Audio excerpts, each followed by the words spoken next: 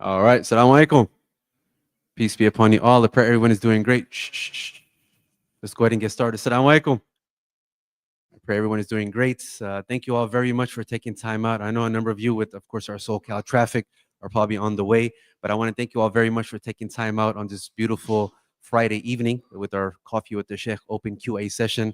You guys are in for a special treat. We have our dear Sheikh and Imam Tom Facchine, like zucchini, he said, right? Facchine like zucchini, which is really nice. So we're blessed. I think this is your introduction to ISE, right? Meaning like your first time to ISE. So it's an honor. He's part of the Yaqeen Institute family. Of course, Sheikh Abdullah Oduru, Sheikh Dr. Omar Suleiman, no strangers to our community. And it's nice to have now Imam Tom joining us here as well. A little bit about Imam Tom. I hope he doesn't mind me sharing just some brief pointers about him. But number one is he embraced Islam back in 2010, so which is an honor whenever we have our mashayikh, our scholars, our imams, they've embraced Islam and they've also, furthered their education academically, Islamically. It's nice because they understand the challenges that many of our new Muslim brothers and sisters are facing, right? So that's an honor. Imam Tom also is a graduate from the prestigious University of Medina, and of course, Medina, Saudi Arabia, where he did his BA from the Faculty of Sharia there as well. And he also is, as I mentioned, the research director of Islam and Society at Yaqeen Institute. So it's an honor and privilege, Imam Tom. Thank you very much for taking time out and joining us. Imam Tom did the first khutbah, the first sermon here. For those of you, if you didn't get a chance or you weren't here, they live stream it, so you can always go back and check that out as well. He's doing, of course, our new Muslim session right now. And then afterwards, we have our main Friday night family event with Imam Tom as well, along with Sheikh Muhammad Zahid. So please keep that in mind. Number two, for those that are just walking in, if you haven't as of yet grabbed your snacks, your tea and coffee, all that good stuff, please make sure to do so. Please be at home. And number three, really quick, as I just scanned the room, how many of you, just so Imam Tom also has a better idea, going into their first Ramadan, just by show of hands, how many first timers? Okay, Brother Simon, and a few others are coming in too. Is all right. Second timers, second Ramadan, meaning maybe 2 years as a Muslim. 2 years. All right, Prism, Jesus, Mr. Taylor. All right. Mhm. Three, Jose, okay, Francisco, Delfino, okay. And number three, how about 3 years and under? Larry, okay, and Francisco, 2 and 3, mashallah, you just, assuming everybody else is 4 years and above, right around that time frame. Excellent. And lastly, for those, as you guys know, we try to translate our discussions from English into Spanish. So my man Francisco, he's translating today. So if anybody needs a transmitting kit, just let us know. We'll come around and give you a transmitting kit, and we'll go from there. Imam Tom, again, a privilege and honor, man. Thank you so much, and the floor is all yours. بسم الله الرحمن الرحيم الحمد لله رب العالمين والصلاة والسلام على أشرف الأنبياء والمرسلين نبينا وقدوتنا محمد عليه أفضل الصلاة وأزكى التسليم السلام عليكم ورحمة الله. Thank you very much for the warm welcome. Lovely community. Very honored to be here, and always an honor and a privilege to be with the companions of our age, with the people who accept Islam in their lifetime. Because all of the first generation of Muslims, they were all converts. And nobody understands, Umar ibn al-Khattab, may Allah be pleased with him, had a saying, مَنْ لَمْ يَعْرِفَ الْجَاهِلِيَّ لَا يَعْرِفَ الْإِسْلَامِ. So whoever hasn't understood or experienced pre-Islamic ignorance doesn't really understand Islam. And I carry that with me wherever I go, because it's just a different level. Thank you very much. That's very kind of you. Thank you. It just puts everything into perspective, especially many of you all going into Ramadan 1 or Ramadan 2 or Ramadan 3. Perhaps, I don't know if you saw, we did a recent video on Yaqeen Institute's YouTube channel called Reverse Roundtable. So we gathered all of the imams that work with Yaqeen Institute, myself, Sheikh Tahir Wyatt, Sheikh Abdullah Odoro, and Imam Wesley Abu Sumaya Lebron. And we had a conversation and reflection about our first Ramadans. And subhanAllah, my first Ramadan, I was working in restaurants. I used to work in restaurants. Yeah. So I started out in the kitchen, I was on the line. And it was, at that point, Ramadan was in the summertime. So it was 10, 12-hour shifts in the hot kitchen. It was a Mexican restaurant, by the way. And then, that was what it was for me. But Allah gave me the strength to power through, and it was actually a really good experience. Then I guess that wasn't hard enough for me. because after restaurant work, I started working on farms. And so I was a farm worker for a number of years before I went to Medina. And actually, when I got the news, a friend of mine called me to tell me that I got accepted to go to Medina and study. I was in a field harvesting lettuce, right? So I just sat down in the field. It was like, subhanAllah, like my whole life felt like it changed. But I worked on a couple different farms in rural New York and also then in Wisconsin. And I fasted those days. Again, those are 10, 12-hour days in the heat, in the elements. And subhanAllah, what's crazy is that now coming up on 15 years as a Muslim, and grateful for everything Allah subhanahu wa ta'ala has blessed me with and enabled me to take advantage of certain opportunities and go different places. I missed those days, to be honest with you. Like those Ramadans, like Ramadan 1, 2, and 3, those were the best Ramadans of my life. Like even to this day, even the Ramadan, like I spent Ramadan in Medina, it's got obviously very special things. The Prophet's Masjid, there's a lot of amazing things to it, no doubt. But there's nothing like the feeling of growth that you experience, the difference between before and after, the figuring things out. Is we good? Yeah, figuring things out. That's how it feels in the beginning. And for example, I actually fasted a whole month of Ramadan before I took my Shahada. I didn't understand you had to take your Shahada. I was praying, I was fasting. I thought I was a Muslim. Like, what else do I need to do? Do I need a certificate or something? So you very much with the feeling of figuring things out, but that's also the period of the most growth. What's actually a challenge later, as you get more settled in, is not experiencing the same dramatic growth that maybe you felt in year 1, 2, 3, and 4. And that's a different type of struggle. It's a different type. So all of this just as one convert to another, just leveling with you all and just, what you're in for. And also the beauty of for those of us who are a bit newer, the stage that you're in now, are precious times. So I ask Allah to make it easy. I know that everybody has a different struggle. I had it easier than some and harder than others. I knew good friends who they were kicked out of their homes. They were homeless because they accepted Islam. Their parents kicked them out at a young age, or they had nowhere to go. Alhamdulillah, I didn't have to face that situation. I had other trials and other struggles in my life that accepting Islam threw my way, but nothing as dramatic as that. But then also, there's a spectrum. But that being said, Allah gives it to you, and when you come out on the other side of it, it really puts you in a situation to be able to help other people. And I think that's something that a lot of us experience. So you're going to be, one day, inshallah, you're going to be the person in this seat. And you're going to be talking to people in the seats that you're in. And you're going to be telling them about your experiences.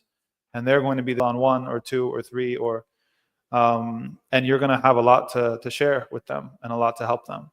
So thank you very much again. It's an honor to be here. And I guess, if we want to just go with questions and keep it real conversational. Imam Tom, thank you so much. I appreciate it. Actually, I did watch that session, the round table. It was hilarious. If you guys haven't watched it, I'll drop the link in our groups. It's just funny because what I loved about it was just you guys are just someone that was easy to access, right? Like you're digging in, your deepest, darkest. Like, I think one of the imams, he mentioned about the cookie jar, right?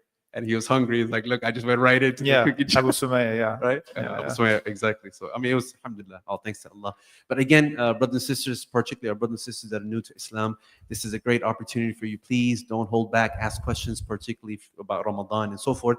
Imam Tom's here. So if you want to raise your hands, I'll come around. I would ask you if you can just introduce yourself. So, of course, your name, how long it's been since you reverted to Islam. Should you want to throw in your credit card information too, we'll take that as well as we like to. May Allah bless you guys. And then also those that are streaming online, you can drop your questions in the comment section. Assalamu alaikum. My name is Catherine, and this Tuesday that's coming up, it will be 8 years. Alhamdulillah. So, thank you.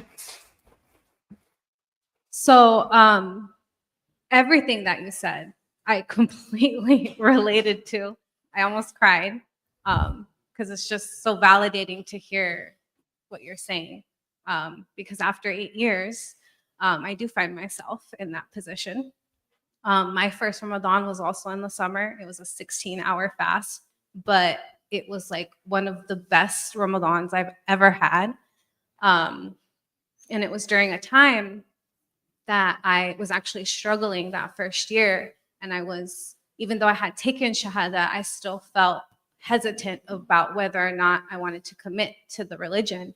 And it was that Ramadan where I just had the best experience. And Allah it solidified everything for me. And I never turned back after that first Ramadan. And so, I'm sorry, this will lead into a question. But as you were saying, like, as a revert who's been Muslim now for 8 years, I see many take their Shahada. And I think about the beginnings of when I first took Shahada, and I kind of get very nostalgic. And you're right. It is, those few years are just the most beautiful. And so I guess what I'm trying to ask is, what is your advice to kind of like feel that again? Because I'm really longing and yearning to feel what I felt those first few years. And I do feel very like stagnant. I don't feel like I'm moving anywhere at this point. And I want to move. I want to keep growing. I just don't know how to do that. That's a great question. Thanks so much for sharing, Catherine. Thank you. It's yeah, subhanAllah. Yeah, I know exactly how you feel. I feel the same way a lot. I guess from my personal experience, one of the things that I reflect on is that the more that I've sacrificed for Allah, the more He's opened doors to me. You know what I mean? So initially, when I was working in restaurants, it was what I knew. And so it was a job and it was money. And then I didn't like certain things. And so, I actually started being a waiter after working in the kitchen for years. And then like, there's things like alcohol, there's things like the environment of restaurants. And that's a really super important thing to also just get out of the way as converts. It's like, listen, I've been the person who made up all my prayers at the end of the day. Okay. It's like, I totally get it. I've been the person who, it's a process, but accepting Islam is a process, and reconciling yourself to doing some of the things that are even like the basics is a process, right? So nobody think that like you can't ask a question or share an experience because it's like, we're going to tar and feather you because like it's not the Sunday school acceptable answer or way to be. No, that's real. Like I get that. And, but I'll say that like in the years later, the more that I continued to sacrifice, that was the only thing that brought me back to like those feelings of like the first year. So leaving jobs, I've left jobs like because they weren't, particularly Islamic, or I felt like I was outgrowing them. Like I was ready to have higher standards for myself. You know what I mean? And then even like relationships or friendships or opportunities, right? Sometimes like the human being is an interesting thing because we can make really good rationale for what we do, and we can always give ourselves a way out. And there's a happy medium here. Like there's two extremes. Like sometimes we can be way too hard on ourselves and beat ourselves up and disempower ourselves and despair. But then there's also a situation where we can make excuses when really what we need to do is just kind of level up. And so navigating the difference between, or the middle ground between those two extremes is very important. And whether it was going to Medina was a huge leap of faith, for example. Like when I applied to go to Medina, my wife was not yet a Muslim, right? I accepted Islam. I was already married. And so it was a huge risk. I had no idea what I was going to do. I had no plan. I was just like, Bismillah, like Allah, just help me out, like please. And then subhanAllah, after I got accepted, soon before I left, she accepted Islam as well. So that was one of those scenarios where it was just like, just is like a trust fall with Allah subhanahu wa ta'ala. And then even when I was abroad, I didn't know how I was going to make money. I didn't know how to get the paperwork done. Like so many things that I struggle with and live through. Sometimes not even having like enough money to like, get groceries, like in Medina in the early years. Like it was definitely like a big struggle. But when I put myself in those vulnerable situations, that's the closest I've come to like getting back to those feelings. The other thing would be trying to uplift people that like you don't benefit anything from them. You know what I mean? Like now that you're further along in your journey, most people are clout chasers. Most people only want to deal with people that are like bigger than them, more followers, more fame, more likes, whatever. And then they abasa wa tawalla. They don't want to deal with the people that are a former version of themselves, right? So just never forgetting where you came from and trying to do what you can, just on a regular basis with people that have less than you, and try to put yourself in the service of other people is the only other thing that I've found that gets me back to that sort of feeling. So I hope that's helpful. That's very helpful. Thank you so much. Yeah, thank you. Excellent. Thank you so much. Questions? And again, we want to give preference to our brothers and sisters that are new to Islam or any guests visiting us from other faiths as well. Oh, Assalamu alaikum. My Thanks, name is Taylor. I converted a year and a half ago. If you don't mind sharing what led you to Islam and any roadblocks you may have encountered, in the first few years of being a Muslim. It's a great question. Thank you, Taylor. Thanks also for bringing your kids. I always love to see the kids. I think one of the most unnatural things that we've done as a society is like college. You know what I mean? Where we put the same age group people all together, like as opposed to like having the kids and the older generations and the middle generations all together. So I'm really happy when I see the kids in the events. Yeah, so my whole story is recorded on a YouTube channel called Towards Eternity. You can go there for the whole story because it was like 2 hours. So I'm not going to take up 2 hours. But in general, I became very politicized after 9/11. I was in 8th grade when 9/11. I'm 36, 35, 35. I don't know how old I am. I'm either 35, 1989. I was born in 1989, April. And so I know I was in 8th grade when 9/11 happened. Yeah, it's the longest time. So that kind of woke me up. And I came from a very like working class conservative town. So it made me question a lot of things. And that was basically the thing that unfolded a whole journey that started with having like a political sympathy with Muslims, like seeing how they were oppressed, how they were oppressed, and how they were victimized with certain things in international politics. And so I became really passionate about understanding history, started understanding more about American history and the dark side of American history and the colonization that happened here and elsewhere, all that whole thing. But it wasn't until I went to university and I started out as a history major and I ended up being a political science major. What's that for, brother? You're the middle school history guy? That explains a lot. No, I'm just kidding. You got the energy of like a middle school teacher. I also teach middle schoolers. So I've not at the moment. I'm happy in Pennsylvania. I'm in the woods in Pennsylvania. Just leave me alone in the woods. I'm happy. We have guns in Pennsylvania. I don't think you guys are allowed to have that here, right? I don't know. Yeah. Anyway. Yeah. We'll talk later, but I'm very, very happy where I'm at. I think you guys are like losing people to Texas. Isn't that the situation? Explain that. Yeah. Yeah. Okay. It's cheaper. Yeah. Must. I mean, I've had this is my 3rd time in Southern California, and I have very positive experiences. So, mashallah, may Allah bless you. You guys are on ni'mah. There's a lot of positivity here. But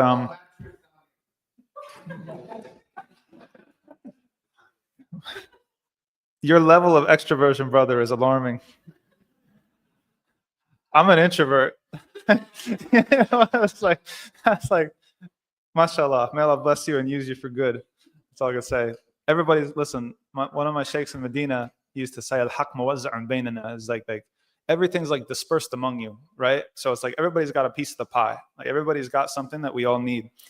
And man, we need that skill set in certain applications. So you shot your shot, man. Just keep on shooting your shot.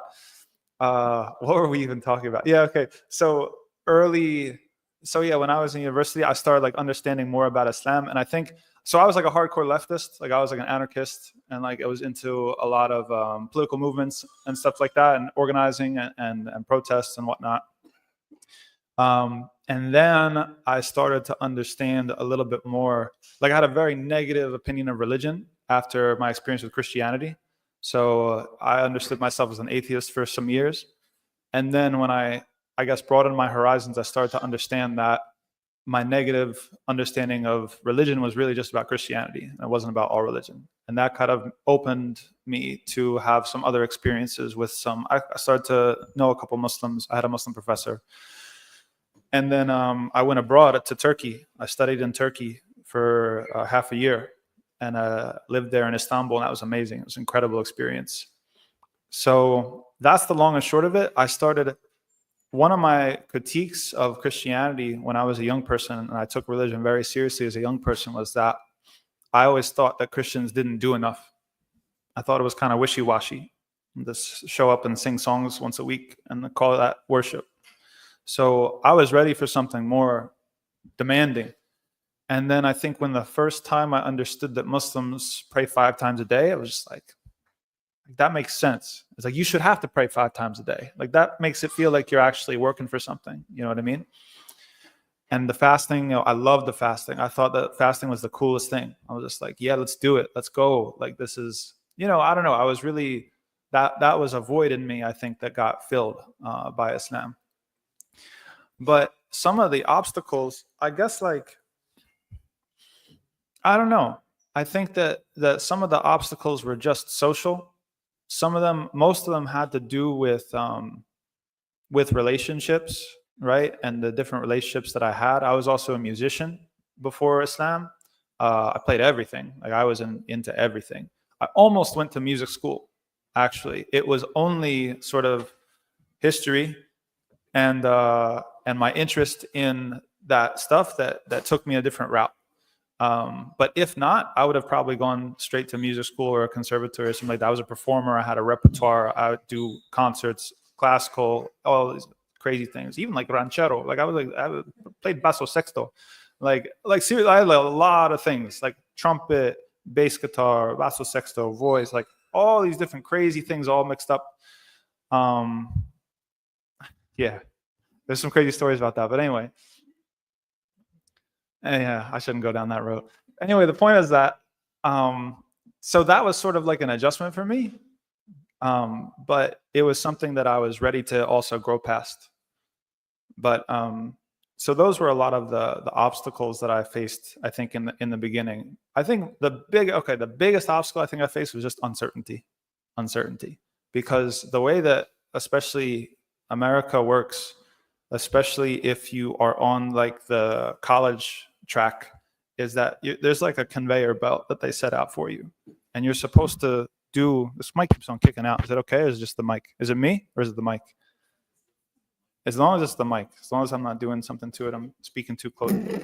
Maybe I'm.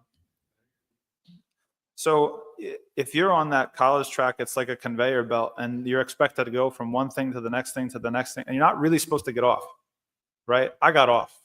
I jumped off, and after I got my bachelor's, I was like, I accepted Islam in my senior year, and so I was like, I have no idea what I want to do.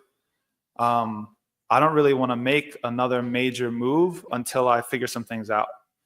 And that was when I had used to work in restaurants, so I went back to working in restaurants, and then I had no plan. I had no idea what was going to happen. So that was, I think, the biggest struggle. But then Allah subhanahu wa ta'ala just put good people in my way.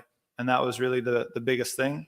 And I just tried to put one forward in front of the other.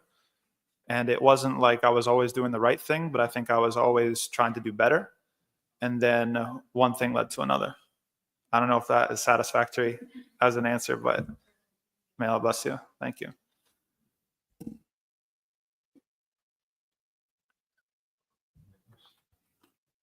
Question. Brothers, you got to put us on the board, man. Come on. You got a question on the brother side? Jose? And brothers are stoic. Assalamu alaikum, Sheikh. So my question is pretty. My name is Jose, and I've been Muslim for a little bit over 2 years. My question here is, well, I work in the night, so Ramadan is coming. So how would I go about the fasting since I'm working all night, and then usually in the morning I'm like asleep? Good question, Jose. Thanks for that. Yeah, I mean, okay, I got two answers for you, or answer in two parts. Number one is that you always want to have like a long-term plan to do better. So there's people that I knew that when they accepted Islam, they weren't ready to pray 5 times a day, or they weren't ready to fast 30 days of Ramadan. And so what I tell people like that is, well, what can you do, right? The fact that you don't think you can fast 30 days doesn't mean you can't fast a single day, right? Just the fact that you can't pray 5 times a day yet doesn't mean you can't pray 1 prayer a day, right? And so that puts you on a trajectory so that you're on the pathway so that you can measure yourself, because Ramadan's a great time to measure yourself. So what you want to be is like, you want to pick a goal and stick to it. And then when next Ramadan comes around, you measure yourself again and you try to push up again. It's like, okay, well, last Ramadan, here's where I was at. I was, I fasted half of Ramadan, and I was able to make like Dhuhr and Asr every day. Okay, by the next Ramadan, you want to be doing more than that. And then you'll get comfortable and you'll grow into it. That being said, I mean, there's nothing necessarily preventing you from, if you're working at night, you got the whole night to eat, mashallah. That's a pretty sweet setup, I'm not gonna lie. You just get to sleep all day, which you don't, well, I don't see a problem necessarily. But I think the first thing is, I think the takeaway for everybody is that whatever you decide that you're able to do, just try to keep it moving in a positive direction year in and year out, so that you know that you're not, you might crawl, you might not be running like in your progress, but you just don't want to go backwards. You know what I mean? Hope that helps. Thank you.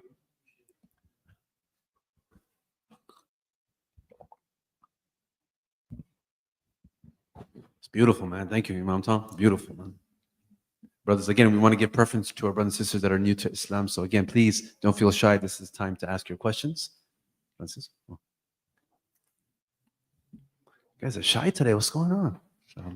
This is Jamila.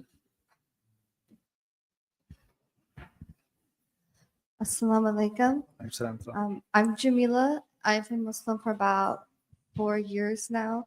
So I just had a question. I know some people struggle during Ramadan because maybe their family hasn't accepted it. What advice do you have for people who struggle fasting because they have to hide it? Like, I know you can kind of get away with it like a day or two, but like if every single day your family's noticing that you're not eating, like how can you go about that? Yeah, that's a great question, Jamila. Appreciate that.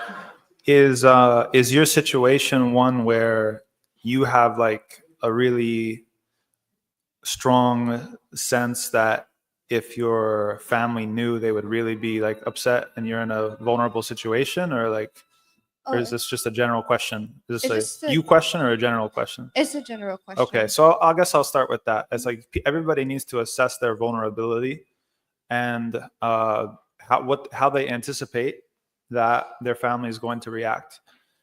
There are certain situations where, like a good friend of mine I knew got kicked out, at 13. He had to live in the mosque. That was a really messed up situation, and it could have been really bad. It could have been way worse. He actually ended up going to Medina and actually studying in Medina. He's actually now an imam and a chaplain in North Carolina. Actually bought his lemon of a car when he was leaving. But yeah, so there's situations like that where you don't want to put yourself in danger, right? And so if that's the scenario, then you might have to tread carefully and just like we were saying to Jose's question, okay, like what can you do, right? Focus the question on not like all or nothing, but just like how much can you do? But sometimes we get in our own heads, and sometimes even sharing with other people that we're Muslim isn't as big a deal as we thought it might be, or that yeah, I guess that's it. That so, or you might be in a situation where you're less vulnerable. So in those situations, you know, you weigh things. I had no idea how my parents were going to react. They reacted a lot more positively than I thought. My father is like a relapsed Catholic. He had a very traumatic experience with the Catholic Church. So he was basically like irreligious. So he didn't really care. My mother, who had taken responsibility for like our religious upbringing, felt like hurt, like she thought that she failed, you know what I mean? But she didn't necessarily try to stop me or try to harm me or try to prevent anything or anything like that. So I guess that's the general thing, that you have to know your situation. And I guess I'll add this: don't let other people who don't know your situation give you bad advice. So a lot about being a new convert is knowing who to listen to and who to not listen to. That you get a lot of bad advice as a convert, and I know that more than anybody. Though I had a lot of good advice too. But you'll get people who don't understand what some converts risk or the vulnerabilities at stake can put you in a really, really harmful situation, and you don't want to let that happen. So yeah, so that being said, I mean, there's no real way. I guess if just to limit the answer to, if I am in a situation where I'm trying to fast but conceal the fact that I'm fasting, it's March, the days are kind of shorter. Maybe try to stay out of the house a lot, you know, stay busy, and that way people don't really necessarily notice you at home not eating, right? Like you're conveniently missing at the time where that's sort of what occurs to me. Lana's best. Thank you. Yeah, thanks, Jamila.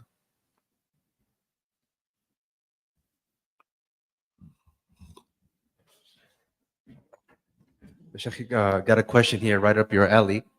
Question is online, and just welcoming everybody that's online tuning in. The question is, do you have any advice on letting go of our attachment to music? I come from a musical family and background, thus letting go of such identity has been daunting and challenging. Yep. Well, I mean, for me, I was ready for it because I was a performer and I understood the hypocrisy of performance. So I already was exposed to the danger of that type of lifestyle and activity, which is a little bit different. That's why some people who are just like casual music listeners are like, well, what's the big deal? It's not that big of a deal. I was like so deep in it that it was a big deal. And I literally like destroyed my instruments and literally like, threw them into a dumpster. So that was a big moment for me. I didn't do lots of things that I did weren't necessarily as clean of a break, but that one was a big one for me and kind of reinventing myself.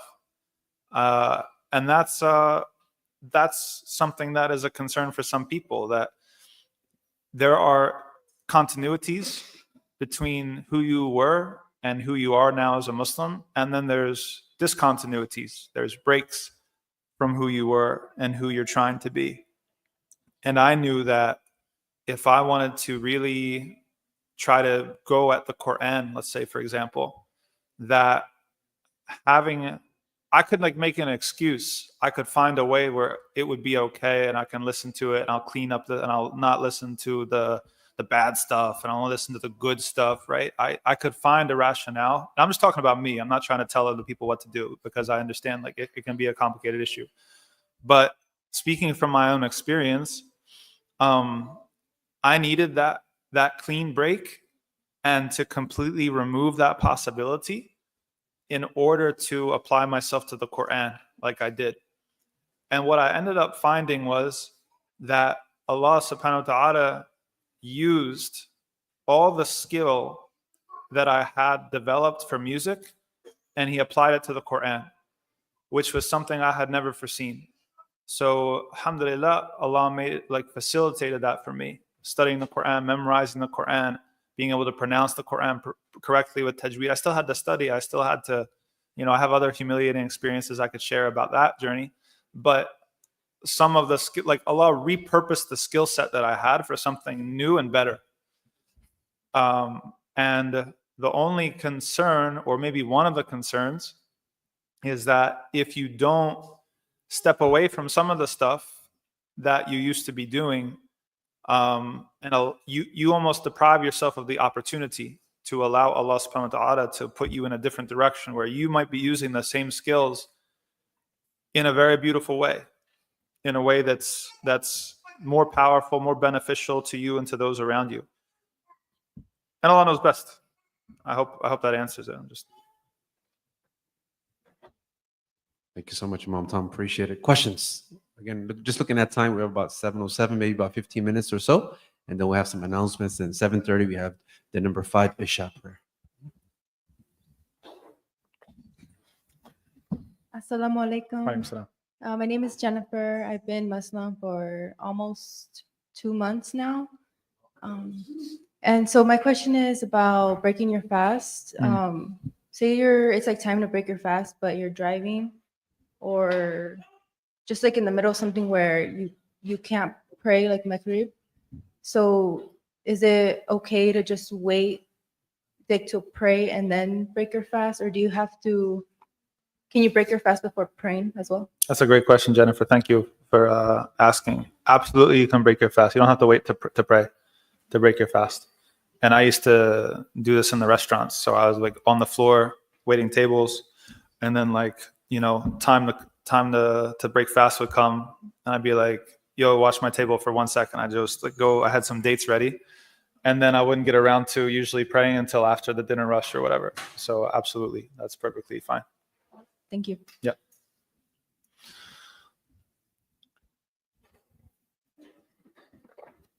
Imam Tom, I can see so many different amazing gems from your journey to Islam. Just like every occupation you had, just breaking down everything, every table you wait, maybe, I have a lot of varied experiences. Alhamdulillah for everything. Allah. Alhamdulillah. All right, question, Prism. Assalamu alaikum, Sheikh. My name is Prism, coming into 2 years as a convert. First off, I just want to express thank you for showing up tonight. A lot of what you're expressing really is resonating with us as a convert. For me personally, when you touched on making a sacrifice for Allah, allows you to really level up our relationship with Him. That really is touching for me personally. And I'm not exactly sure what my question is, but the sacrificing of that transformation as an early convert of specifically skill sets and the unknowing of what will be and letting go of something is so essential for that transformation and that peace, especially for a professional or someone that has a lot of dynamic skill sets. I myself resonate with the music thing. And I guess my question would be, hindsight, after you've given up a lot of talents, what would you recommend to someone early on in that when you have to question, well, I'm ready to break a relationship, or I'm ready to let go of maybe not necessarily music, but it might be a career change. What was the psychology behind, let me just leap and let me just get after it with so much of the unknown? Yeah. That's a great question. I mean, the thing, I guess, just in hindsight is that, we talk about Allah being the provider. You'll never really believe it until you experience it. You know what I mean? Because talk is cheap. And I roast Muslims every day on the minbar with this, that if aliens came down and looked at the Muslim community in general, and you ask the aliens, you say, hey, aliens, these people, these Muslims, they say that they believe that Allah provides for them. Do they act like it? I think the aliens would say no. I think aliens would say, no, they don't act like they believe that, because this one's scared of getting fired. This one's scared of asking their boss if they can pray at work. This one's scared, and we're talking about lifelong Muslims here. I'm not even talking about converts, right? So it's like I called it a trust fall earlier. Like you'll never realize how Allah is just waiting to elevate you, but He's just waiting for you to take that leap of faith. Like a lot of times we're worried about, am I going to be okay without this? And in my life, it's just that it's not only that I've been okay, that letting go has allowed Allah to elevate me even higher. Like in ways that don't make any sense at all. Like seriously, like That's the zero strange sense. part. You know what I mean? So it's like the math ain't mathin', you know what I mean? It's like way more than should have happened. You know what I mean? So that's just my experience, and other people might have other experiences, but it's almost like, yeah, it's like I had someone visit us. I don't know if you guys have heard of Tawfiq Chaudhry. He visited us in Medina, and he gave us a talk one time, and we asked him a similar question. We said, what would you have done earlier knowing what you know now? And he said, I would have given charity earlier, because we learn that Allah replaces it not just with what you gave, but even more. That charity does not decrease your wealth. It literally does not decrease your wealth. But most of us don't act like that. Like it's hard, you know. It's like, you know, we live paycheck to paycheck. Like it's difficult. But he's like, it wasn't until I actually experienced seeing it every single time I gave, I would get more from places you could never have foreseen, that he wished that he had practiced that earlier. I still haven't mastered that, but I understand what he's talking about in the sense of trusting Allah with like career changes and dramatic life changes and moves and major sort of life changing events, because every time I've done something for Allah, He has just put so much blessing in it and elevated me far beyond like what I would have gained by like holding on to something. Thank you. I appreciate that.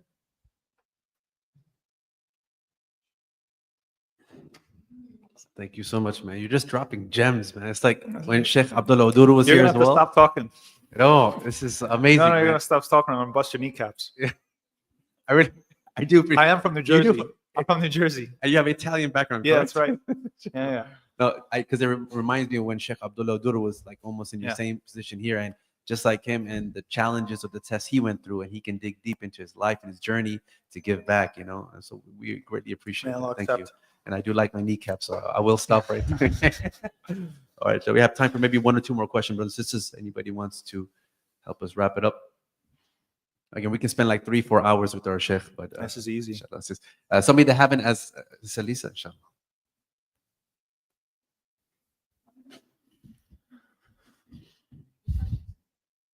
Assalamu alaikum. My Thanks, name is Elisa. Earlier this week, I was talking to my dad, and then so he's Christian. Sorry, can you hear me? Just hold a little Sorry. closer. I'm sorry. Said Elisa was your name? Is that what you said? Yes. Okay. And then I was talking to my dad, who is still Christian, and then he was saying, I guess his complaint about the church is that he feels so he likes to volunteer and do things with the church, and he feels like other people do it to go to heaven, whereas they should just do it because they're good. And so he feels like if you're doing it for a reward, because I was explaining or trying to say that like if you do good deeds and then you can get that later, like in heaven, but like that's a goal. Like I guess he feels like that means that there can't be altruism. So you want me to comment on that belief Yeah. is? Do you feel like altruism is still possible? Yeah, that's a good point. This is not the first time I heard that doubt. So that's very, like lots of people have this this concern, and it actually is solved by one of the hadith of the Prophet sallallahu alaihi wasallam. Huh? Oh, I'm sorry. So the question was about is altruism possible when we feel like most people, they're just in it for the rewards. And being a new Muslim, you know, one of the things that's a little bit weird is almost like the math behind the rewards. I don't know if anybody else had that experience. Is like 7 times this and 10 times that and like 100 times this. It's like, what are we doing? Math? Like, I don't understand. Like, that was very new to me. I didn't, you know, but it can feel transactional. And so that's a doubt. Like, are we just buying Jannah, right? Or what's the state of our sincerity at the end of the day if we're really just in it for our own selves, but the afterlife self instead of like this life self? And that's kind of solved by the hadith of the Prophet sallallahu alaihi wasallam, a hadith Jibril, where Jibril comes and he, you know, in the form of a man, and he asks the Prophet sallallahu alaihi wasallam, tell me about Islam, and he tells him what the 5 pillars are. And then he asks him, tell me about Iman, and he tells him what the 6 pillars of Iman are.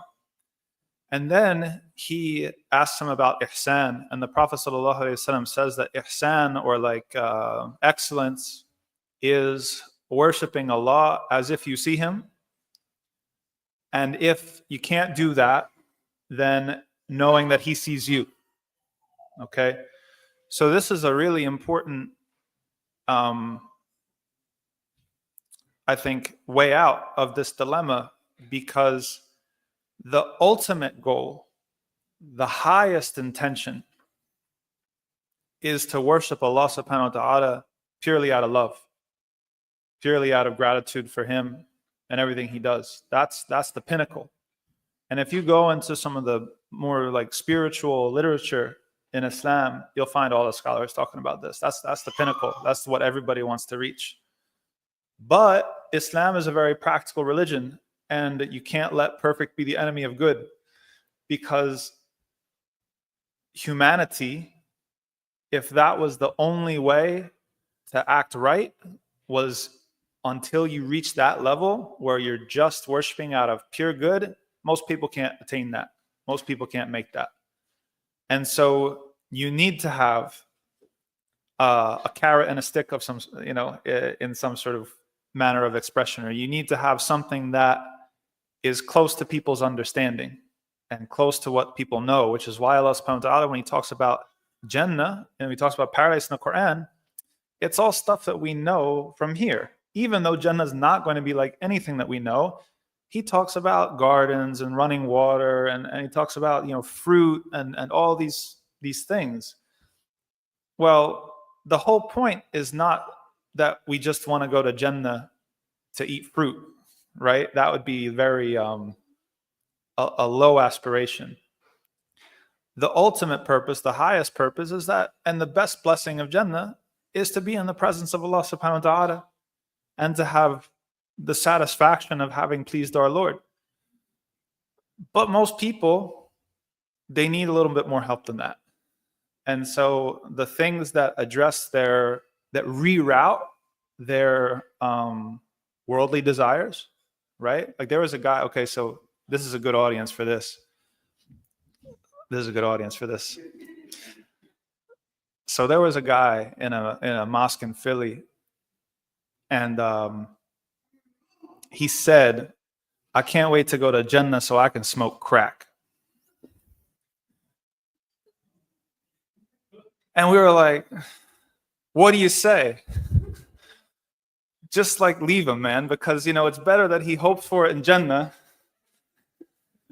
than you try to, you know what I mean? It's like, so I tell that story to say, it's like, for some people, that is all that they can hold on to.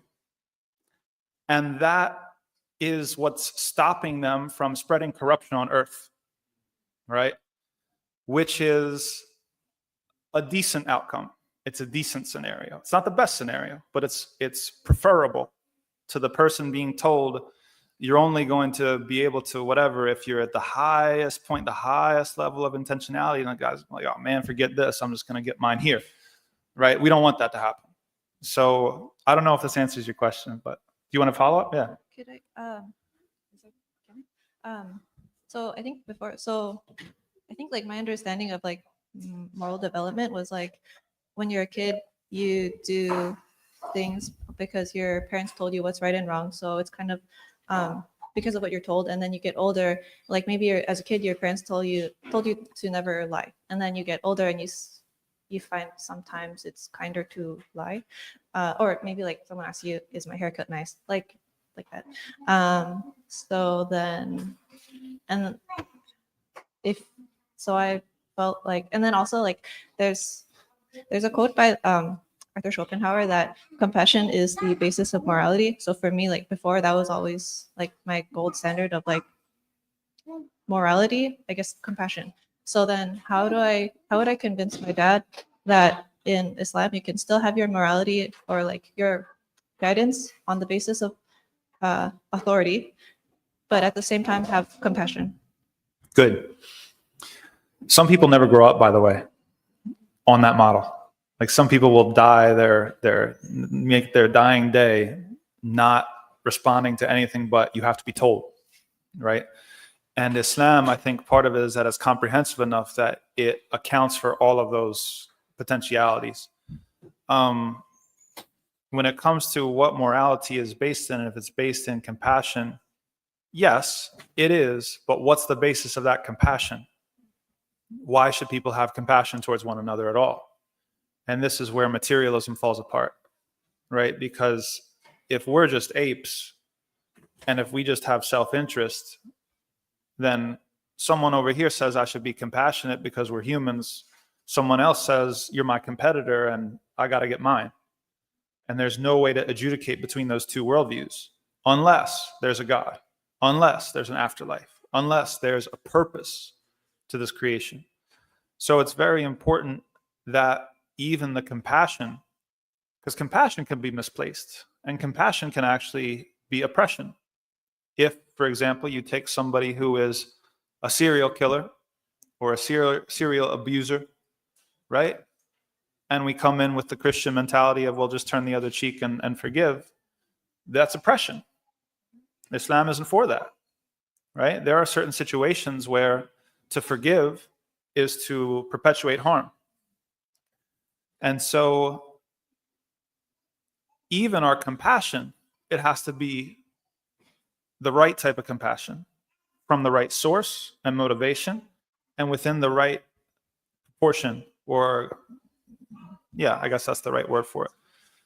So the compassion, it always has to be based in what Allah brings us back to in the Quran more than anything, which is kind of crazy. If you read the Quran, if you would, like, you might assume that Allah subhanahu wa ta'ala in the Quran would bring us back to belief in Allah, belief in Allah, belief in Allah. And it's true, belief in Allah is there a lot. But more than that in the Quran, you'll find Allah bringing us back to belief in the afterlife, belief in the afterlife, belief in the afterlife. Because without the afterlife, there's no accountability. And without knowing that you're going to have to face the consequences of what you did, then morality is not possible, right? And having that little bit of uncertainty of, is it really true? Or am I just making it up? Or is it a nice myth to tell myself? That is what makes it moral, if that makes sense.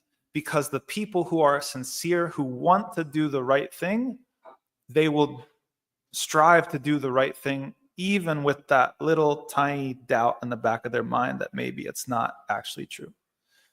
Whereas the person who is not moral, they will use that 1% doubt as a reason to just say, no, I'm not going to do any of this. So even compassion, it's all, maybe some people might not like this language, but I say like vertically oriented. We were orienting towards Allah subhanahu wa ta'ala.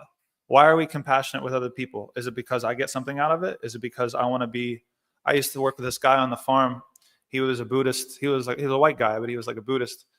And he went to all these retreats and stuff like that. And he like lived, abroad for a long time. And he was actually a very impatient person. It kind of made me laugh. And like we coined a term for him, which was humbler than thou, right? People say holier than thou. Well, with him it was like humbler. He was always like trying to prove that he was like more humble and more meek and more compassionate. But it was like almost for him, it was like another exercise of the ego, right?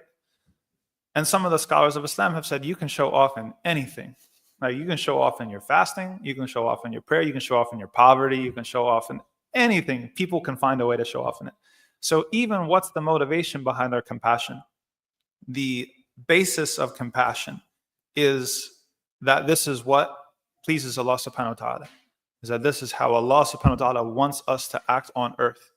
And it's out of our gratitude to Him who's given us everything. And in the hadith, the Prophet ﷺ said that there was a man who spent his whole life in a cave worshiping Allah for hundreds of years. And he was brought on the day of resurrection and he was asked, do you want to enter into paradise by my mercy or by your worship that you did? And he's like, my worship, I've been worshiping all my life. And then Allah put on a scale His worship, and then He put the blessing of having eyesight on the other side of the scale. And the scale tipped into the side of having eyesight, way outweighed all the worship that he ever did. And so then the man's like, actually, can I change my mind? I want to enter into Jannah on your mercy, right? So all of that, like it all has to come back to our gratitude towards Allah subhanahu wa ta'ala. Why are we compassionate towards other people? It's not because we want other people to see us as being compassionate.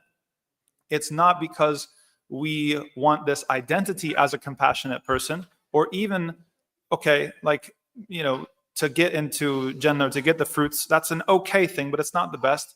It's because we come into this world with a debt to pay that we'll never be able to repay, which is our gratitude to Allah subhanahu wa ta'ala. And that the expression, the proper expression of gratitude towards Allah is through obedience to what He said and what He would have us do on this earth. The first time Allah brings up the character of man in the Quran in Surah Al-Baqarah, He says to the angels, Inni ja'idun fil ardi khalifa. He said, I'm going to put on earth a successor, somebody who's going to do on earth what I would want them to do, right? Now that's crazy because Allah subhanahu wa ta'ala could have said, I'm going to put human beings on earth. He could have used a lot of words there. He could have said bashar, he could have said insan, he could have said nas. He didn't. The first time He introduces people, He introduces them with their job description, not with what they actually are, with what they're supposed to become. And so this person on earth, what we're supposed to be doing is what we're bringing almost Allah's attributes and His qualities and His characteristics to life in the creation. Allah is merciful, we are to be merciful because we are supposed to do the work of Allah here on earth. So this is a long answer, and I apologize. Like I know probably other people have questions, but it's a deep question. I appreciate the depth of your question. But even like these things, like where does our compassion come from and where does our morality come from? At the end of the day, it's all rooted in our gratitude towards Allah subhanahu wa ta'ala and knowing that we're going to meet Him. That brings us to the end of our session. Let's get a loud Allahu Akbar. The young man had a please. question. Young man had a question. Come on. One more. Real Sure. quick. Assalamu alaikum. My name is Kingston. I just wanted to ask, what are the Ramadan little honey jars for? Man, I want to know where are the honey jars? I didn't get a honey jar. I got no idea. When you find out, you got to let me know, okay? Thank you. Houston, is that your name? Kingston. Heathen? Kingston. Sorry. Microphone is cut out. Thank you. Right. Let's get a loud Allahu Akbar on 3 for Imam Tom. 1, 2, 3. Allahu Akbar. Imam Tom, la yashkur Allah, la yashkur nas. Those that don't thank the people, they don't thank Allah subhanahu wa ta'ala. So we thank you very much for taking time out. You had a busy weekend and a lot to go. So thank you so much. Allah bless you. And to everybody here, I really appreciate it. For you, quick announcements. Number 1, Francisco, thank you so much for translating. I appreciate it. Number 2, we have our Ramadan gift boxes.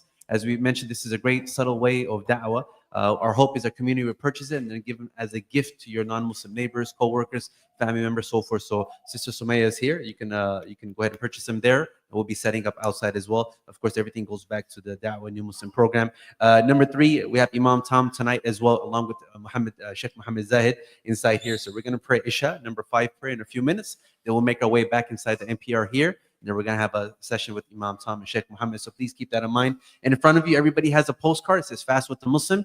Those of you that are familiar, this is our Ramadan and Da'wah event where we're encouraging everyone to invite at least one non-Muslim neighbor, co-worker, family member, etc., to come to have dinner with us and to experience and to kind of learn about Islam and Ramadan.